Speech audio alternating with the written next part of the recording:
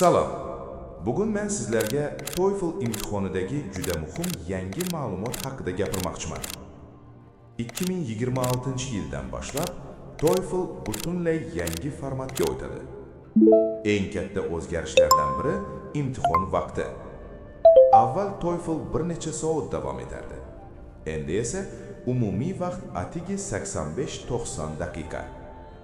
Shu vaqt ichida siz 4 ta asosiy sectiondan o'tasiz. Reading section taxminan 20 daqiqa. Matnlar qisqaroq va savollar adaptiv tizimda bo'ladi. Listening section taxminan 20 daqiqa. Akademik suhbatlar va ma'ruzalar. Bu bo'lim ham adaptiv. Speaking section taxminan 15 daqiqa.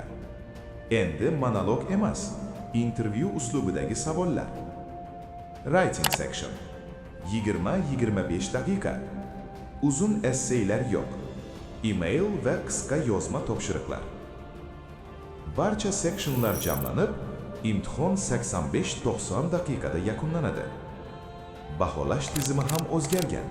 Endi natija 1 dan 6 gacha bo'lgan ball bilan baholanadi.